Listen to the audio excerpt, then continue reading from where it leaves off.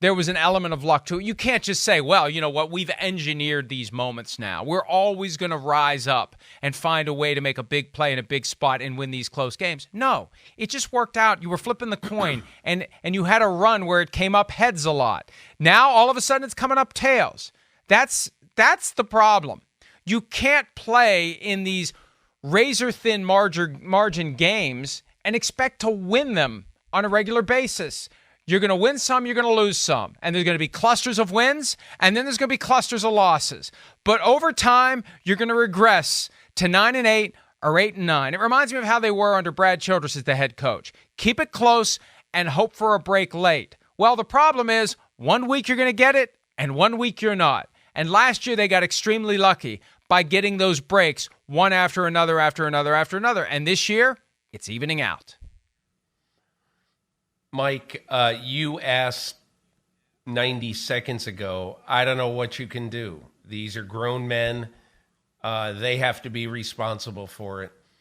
You do what coaches, I remember this was not only Bill Parcells, it was Mike Ditka, it was Joe Gibbs. There used to be a lot more consequences after a huge mistake. For instance, how do you fix this? You do one of two things.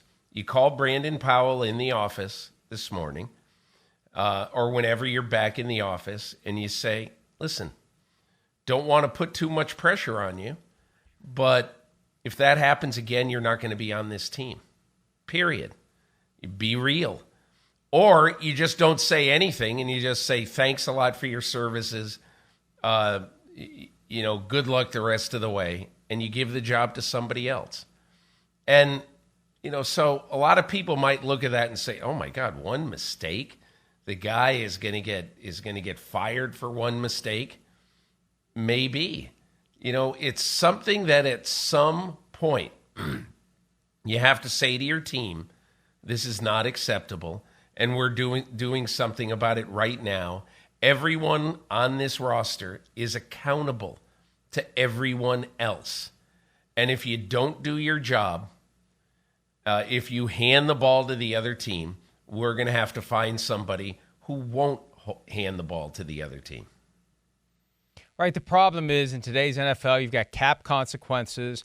You've got to find a replacement and trust that this guy is otherwise going to be better. I mean, it was a great punt return by Brandon Powell. The problem is he fumbled on the back end of it. And I wonder how much time is devoted in practice to drills aimed at curing fumbling issues. And look, on one hand, I oversimplified it by saying by the time you get to this level of the game, you should know how to hold on to the football. Sometimes a little coaching, a little creativity makes a difference, like it did when Tom Coughlin taught Tiki Barber the old high and tight. Remember how goofy it looked when Tiki Barber was holding the ball like that? But guess what?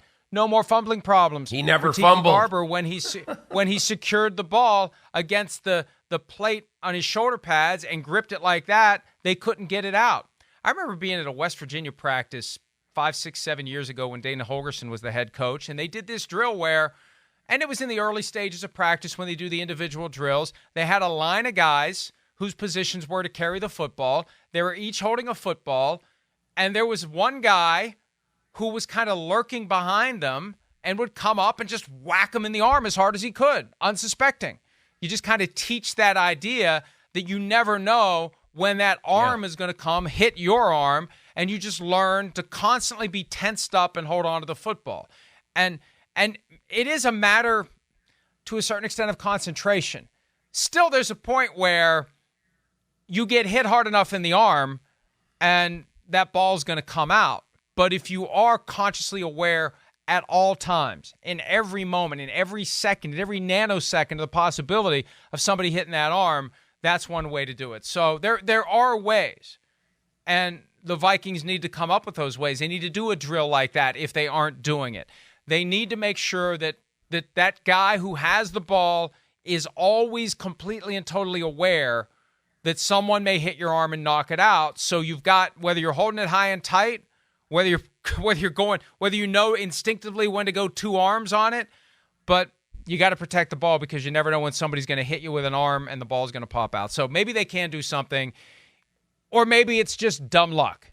And dumb luck fueled 11 wins last year against no losses in one-score games, and dumb luck has them at 0-2 in one-score games in 2023, with the Chargers coming to town in 9 days and possibly an 0-3 start for the Vikings as they feel more pressure now that they're 0-2. Chris Sims talks about this every year about this time when there's a team that's 0-2 and you just feel more pressure to get that next one, and then it's 0-3 and it just becomes crippling to get that first one. They need that first one this week.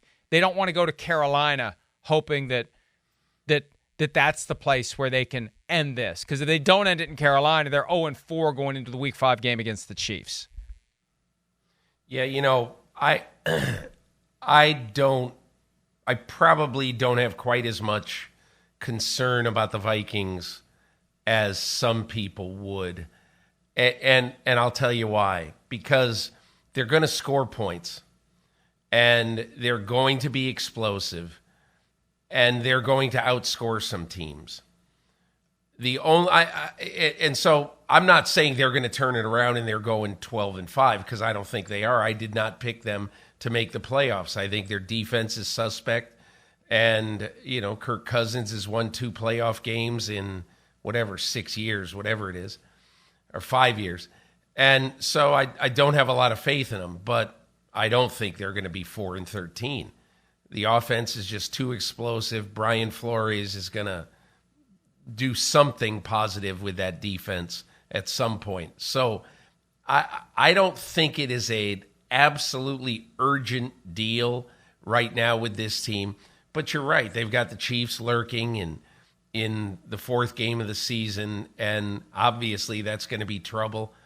I just look at the season, although I think after a couple of weeks you can make some judgments, I would just caution a team that has been dying due to turnovers in the first 2 weeks and otherwise has been an explosive, overall good offensive team. I don't want to press the panic button if I'm the Minnesota Vikings right now. Well, and that's what they need to do. They need to look at the things they're doing well and take some solace in the fact that they're playing well enough to win these games. They were playing well enough last night to go in and beat the defending NFC champions in their own building a year to the week after being outclassed by the Eagles 24-7 on Monday Night Football. So they were down 27-7, and they made it a one-score game. That's the amazing part of this. They did not give up. They did not relent. Hi, it's Mike Florio. Thanks for watching PFT on YouTube. Hit subscribe for the latest news and analysis from Pro Football Talk.